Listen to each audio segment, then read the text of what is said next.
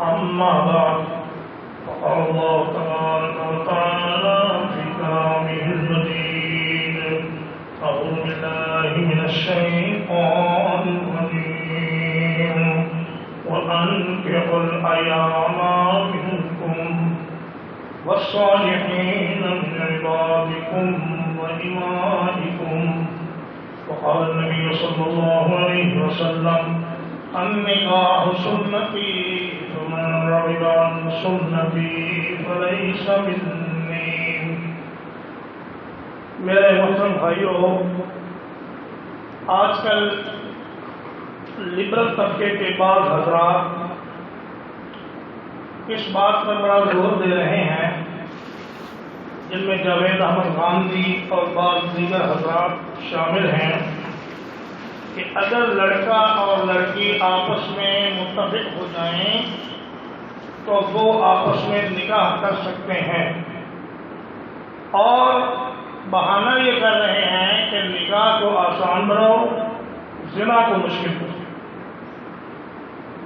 نکاح کو آسان بناؤ یہ بات تو ٹھیک ہے، لیکن کلمۃ حق ارید بها الباطل، بات سچی ہے مگر ان کا مقصد غلط ہے کہ لڑکا اور لڑکی آپس میں جتمت کریں اور وہ لڑکی کو لے کے بھاگ جائیں اور کہیں میرا نکاح ہو گیا.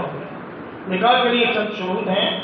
نبی کریم صلی اللہ علیہ وسلم نے فرمایا ایما امرأۃ نکحت بغیر اذن ولیہا فنکاحها باطل باطل باطل.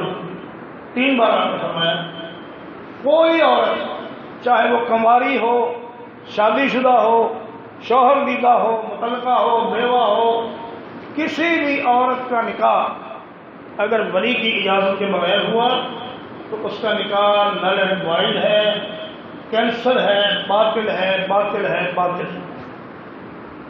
ایک حدیث میں آتا ہے کہ الایّم احق بنفسها والبکر تستأذن، کہ شوہر دیدہ عورت اپنے معاملے کی خود مختار ہے اور کنواری لڑکی سے اجازت لی جائے گی. اس کا مطلب انہوں نے یہ لیا کہ مطلقہ یا بیوہ عورت ہو یا جس کا شوہر بہت ہو گیا ہو تو وہ بغیر ولی کی اجازت کے جس سے چاہے شادی کر سکتی ہے. یہ تشریح غلط ہے. اس کا مطلب یہ ہے کہ اس کو شادی کا فیصلہ کرنے کا اختیار ہے کہ میں فلاں آدمی سے شادی کرنا چاہتی ہوں، جبکہ کنواری لڑکی سے اس کے والد اجازت لیں گے یا اس کا جو بھی ولی ہوگا وہ اجازت لے گا. لیکن وہ جو شوہر دیدہ عورت ہے اس کا نکاح بھی بغیر ولی کے نہیں ہو سکتا. ایک چیز. دوسری چیز ہے 2 گواہوں کی موجودگی. معاشرے میں زنا کو کم کرنے اور نکاح کو زیادہ کرنے کے لیے یہ ضروری ہے کہ چھپ کے نکاح نہ ہو، بلکہ اگر اعلان نکاح ہو. فرمایا اعلنوا ھذا النکاح واجعلوہ فی المساجد. مسجد میں آؤ، سارے نمازیوں کو بتاؤ کہ بھائی میں اپنی بچی فلاں لڑکی کو دے رہا ہوں، آپ سب لوگ اس پر شاہد ہو جائیں. اور 2 گواہوں کے بعد ایک آدمی جو نکاح پڑھائے وہ ہونا چاہیے، یا آدمی اگر وہ نہ ملے تو آدمی خود بھی اپنا نکاح پڑھا سکتا ہے، اس میں کوئی دشواری نہیں. اور تیسری چیز ہے حق مہر کا تعین. حق مہر جس نکاح میں نہ ہو وہ نکاح بھی جائز نہیں. اب شیعہ نے کہا کہ جناب ہم نے تو بہت ہی آسان کر دیا ہے، متا کرو، کیونکہ نکاح کو آسان کرو زنا کو مشکل کرو. انہوں نے زنا کو ہی نکاح کا نام دے دیا.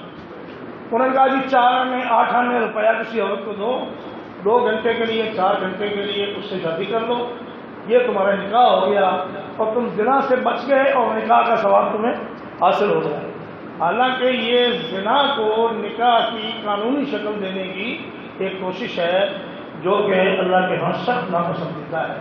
نکاح جو ہوتا ہے وہ وقتی معاہدہ نہیں ہوتا، بلکہ اس میں نیت یہ ہوتی ہے کہ پوری زندگی کے لیے ہم یہ عہد نبھائیں گے. پھر اگر کسی وجہ سے میاں بیوی میں نہ بن سکے تو اللہ تعالیٰ نے شوہر کو اختیار دیا ہے کہ وہ طلاق دے دے، اور بیوی کو یہ اختیار دیا ہے کہ وہ اپنے شوہر سے خلا طلب کرے. لیکن ایسی صورت میں پھر بیوی کو وہ حق مہر واپس کرنا پڑے گا جو اس نے اپنے شوہر سے لیا ہے۔ اگر شوہر حق مہر سے زیادہ بھی کچھ طلب کرے تو کر سکتا ہے، اگر حق مہر نہ لینا چاہے تو بھی خلے پر رضامندی حاصل کر سکتا ہے، لیکن اگر وہ کہے کہ میں نے لینا ہے حق مہر، آدھا لینا ہے یا پورا لینا ہے یا اس سے زیادہ لینا ہے، تو پھر وہ دینا پڑے گا، لیکن اس میں شوہر کی رضامندی پھر بھی ضروری ہے۔ لیکن اگر قاضی یہ سمجھے کہ شوہر سراسر زیادتی پر ہے اور یہ بیوی کو ناجائز تنگ کر رہا ہے، تو پھر شوہر زبردستی بھی اس عورت کے لیے اس مرد سے طلاق حاصل کر سکتا ہے، اور اگر وہ نہ طلاق دے تو خود اپنی طرف سے اس کے لیے آزادی کا پروانہ جاری کر سکتا ہے۔ کھلے والی عورت کی عدت 1 مہینہ ہے، صرف 1 مہینہ، 1 مہینے کے بعد وہ کسی اور آدمی سے شادی کر سکتی ہے۔ رہا یہ سوال کہ کھلے والی عورت دوبارہ اس شوہر کے ساتھ جا سکتی ہے کہ نہیں، تو فرماتے ہیں اہل علم کہ دوبارہ وہ نئے نکاح سے اور نئے حق مہر سے اسی شوہر کے ساتھ شادی کر سکتی ہے، اگر انہیں ندامت ہو اور اگر انہیں افسوس ہو کہ ہم کیوں علیحدہ ہوئے۔ تو نکاح کو آسان کرنے کا مطلب یہ ہے کہ حق مہر زیادہ طلب نہ کرو اور نکاح کے اوپر اخراجات زیادہ نہ کرو، لاکھوں روپے کے اخراجات، اس کو آسان بناؤ۔ فرمایا سب سے برکت والا نکاح وہ ہے جس پر خرچہ سب سے کم، جتنا خرچہ کم ہوگا اتنی نکاح میں برکت زیادہ ہوگی۔ یہ مطلب ہے نکاح کو آسان کرنے کا، نہ کہ یہ مطلب ہے کہ لڑکا لڑکی آپس میں مشورہ کریں اور بھاگ جائیں اور کہیں کہ جناب ہمارا نکاح ہو گیا۔ وصلی اللہ علیہ وسلم۔